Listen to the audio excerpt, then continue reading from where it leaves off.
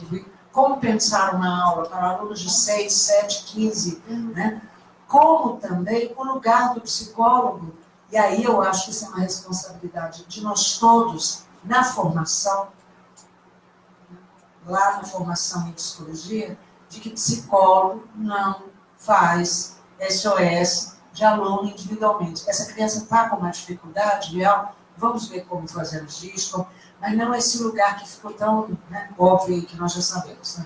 Né? O Brasil é o quarto país em medicação de Ritalina nos últimos 10 anos. Né? Isso é assustador nesse sentido. Então, sabemos disso, qual que é o lugar. Então, eu fico pensando que uma das responsabilidades que me sinto enquanto professora na universidade é que formação a gente trabalha para poder contar e possibilitar esse tipo de experiência. Então, o que eu propus no dia que o pai chegou muito preocupado com esse palavrão, né, vamos dizer assim, foi uma reunião de pais onde a gente pudesse dizer os palavrões que a gente sabia como adultos. E como é que isso tinha significado para, inclusive, poder fazer sentido.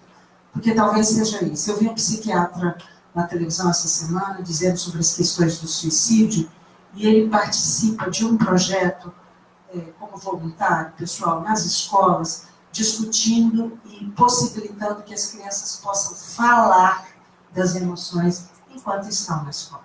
E ele diz desse lugar. Então, talvez isso vocês vão colocar, eu sou professora da teoria vigotskiana assim, né, também, e possibilitar isso. Mas quando você dizia, eu pensei um pouco no que ele contou da experiência, como um psiquiatra que tem ido às escolas, contribuir com os professores, para ter um espaço que a criança pode falar da emoção, dar nome para a emoção. Né? O que isso tem de significado ou sentido? Porque aí a gente pode compreender que dar murro no outro pode ser coragem, ou pode ser medo, ou pode ser a única coisa que eu aprendi a fazer. Né? E aí não sei falar, porque eu não posso falar que eu tenho medo. Hoje, os meus alunos da universidade, que chegam 17, 18, eu dou aula no primeiro período também, eles dizem isso, né? A gente não pode fracassar. Né? Então, talvez esse seja uma possibilidade de uma experiência, né, que possa dar certo, que é possibilitar que a criança possa contar, possa dizer da sua emoção, porque isso, obviamente, não é permitido. Né? Ela tem que fazer números, contagens, todas essas coisas, e não posso, talvez, fazer isso.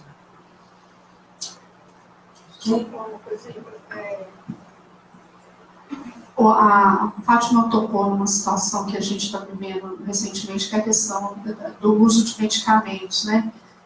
A gente tem visto, assim, a transferência, eu acho que, aproveitando o tema da medicalização, a gente tem visto a transferência, né, das soluções das coisas que são complexas para coisas muito simples. Então, assim, violência, armar o cidadão, né? Pronto, resolveu. A violência é uma situação complexa, né? Que começa, você bem falou, né, ali, talvez o pai trazendo ali o que é, né, tratar uma pessoa bem, né, ensinar solidariedade, ensinar empatia, ensinar afetividade. Começa ali em coisas pequenas, quer dizer, começa por aí, é uma discussão extremamente complexa, que envolve, por exemplo, a questão da marginalidade, quer dizer, que as pessoas que estão à margem, né, da sociedade. Eu aproveito para indicar um texto, né, do Demerval Saviano sobre marginalidade, né? Só procurar, colocar Demerval Saviano e marginalidade, vocês vão discutir, ver exatamente isso, quanto que a educação ela é muito mais arma, né, contra a violência do que a própria armar um cidadão. Então, assim, soluções simples para problemas complexos. Outra é essa coisa do remédio, né? Você pega um remedinho, porque a criança está se mexendo muito na carteira e anda. A criança precisa andar, ela precisa de se locomover, ela tem uma necessidade locomotora, a gente tem também, só que a gente foi docilizado, né? Aproveito para indicar um outro texto, que é o texto do Foucault, está no livro Vigiar e Punir, também tem para download na internet, se chama Corpos Dóceis, né? Esse texto, ele fala muito disso, ó, vocês aqui da plateia, que está aí na terra, todo mundo dosificado, assim, né? Olha para você ver, vocês levantam a mão para falar, espera, eu também estou, espera ela falar e tal. A criança, ela não passou por esse processo que é até repressor, um processo massificador interno, né? assim, da subjetividade dela. Então ela anda, ela corre, ela tem vida. E por que a escola não pode ter isso, né? E a Beatriz de Paula Souza junto com outras pessoas, tem defendido uma coisa que eu acho que assim, a gente tem, primeiro, né, parar de olhar para problemas complexos com soluções simplistas, que isso não resolve soluções complexas, e pensar também, às vezes, em coisas simples que ajudam a melhorar o cotidiano da vida. Também, por outro lado, é um paradoxo, mas, por exemplo, fazer aula ao ar livre, né? Levar as crianças para o sol, levar as crianças para sentir o vento, para pisar na grama, sabe? Até nós, né, da faculdade, até, né, ela tem instigado a gente. Você, Débora, aí na UFMG, já levou seus alunos para uma aula lá ao ar livre, né? Quando ela falou, eu falei, nossa, nunca fiz isso, né? Nem eu fiz, né? Então, a gente tem perdido esse contato com a natureza, essa coisa de sentir. A gente acha também, né, que é só estar ali na sala, sentado. Então, isso tem endurecido a gente, porque a ternura, o afeto, a sensibilidade, né, o humano, eu acho, ele é construído com todas essas coisas, né? Inclusive com essa liberdade de poder andar na grama, de poder ir para o ar livre. Então, são coisas que a gente tem visto, assim, que as escolas, que é uma outra coisa para vocês procurarem, gente. Procurem escolas democráticas, escolas alternativas, e leiam sobre elas. Eu vou dar um exemplo. Em São Paulo, nós temos uma escola municipal chamada Amorim Lima, né?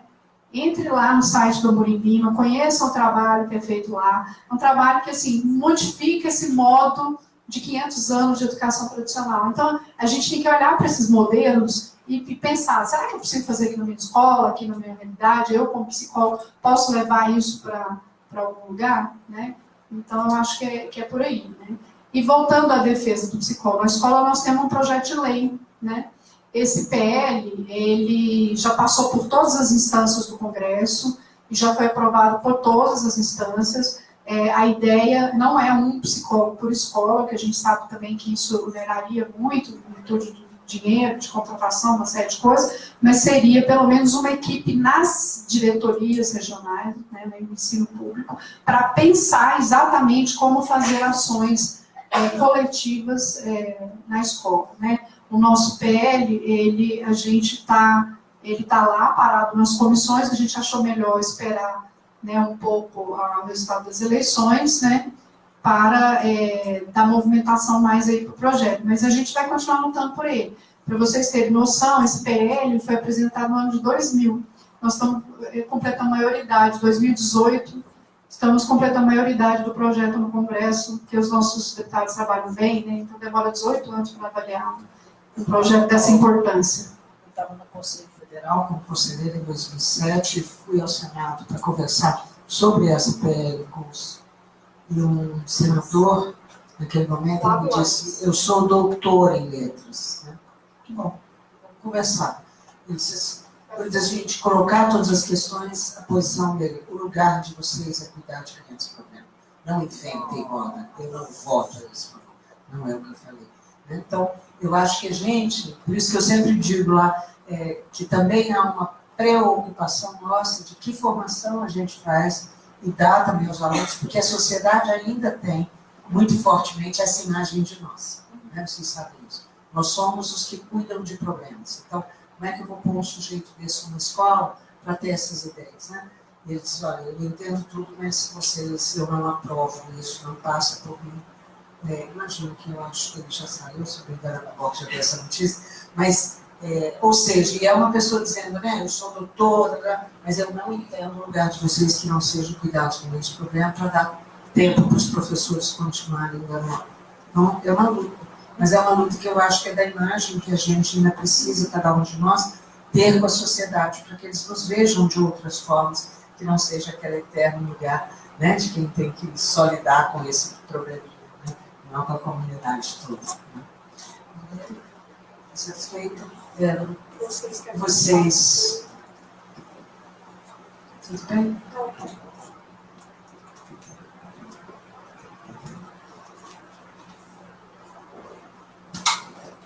Eu sou Fátima, estudante do segundo período de psicologia do Pitágoras.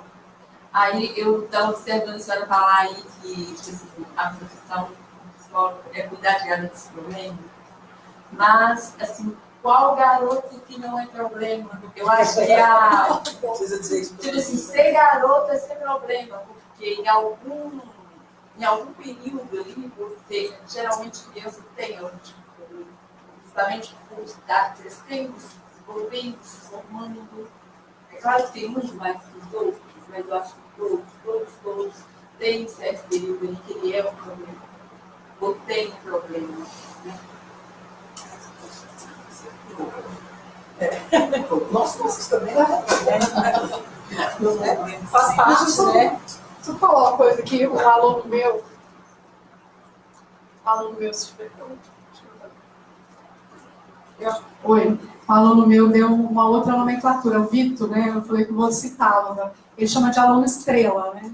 Ao invés de falar o aluno problema, assim, porque quando a gente está falando problema, é aquele, a gente chega na escola, aí a minha diretora, aqui está aqui a listinha dos que é para você atender, né? Porque eles ainda têm essa visão clínica, né? De que precisa de um atendimento individual para resolver, né? As questões que são sociais, coletivas, pedagógicas, né? Então, assim, eu costumo dizer assim, que se a gente fosse fazer esse trabalho, como a Fátima falou, né, de bombeiro, de ficar atendendo só casos, de problemas que, de fato, você tem razão, existem na escola, né, a gente fica enxugando gelo, porque, assim, são os mesmos há muito tempo, né, quando elas trazem uma queixa, o menino não está aprendendo a escrever, aí daqui 2 anos é outro menino que não está aprendendo a escrever, aí daqui 3 anos é outro.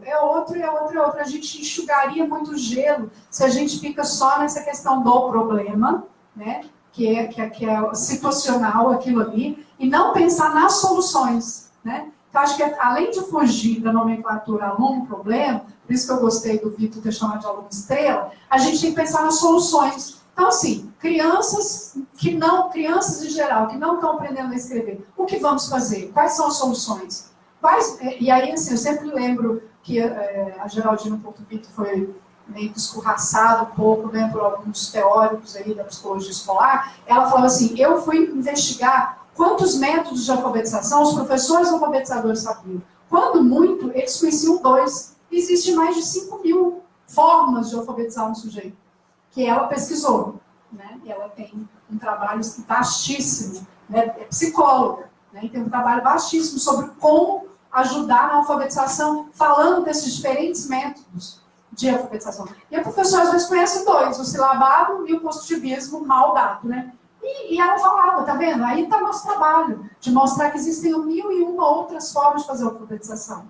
Porque aí a gente não vai ter esse menino que não sabe ler e escrever hoje, e o amanhã e o depois, porque a gente vai estar pensando nas soluções para o não ler e escrever. Então é sair do problema e ir para soluções. Eu acho que é o caminho do psicólogo, sabe? Assim, se a gente fica só na patologização e na identificação, tipo, é TDAH, é dislexia, para mim eu acho que não diz muito.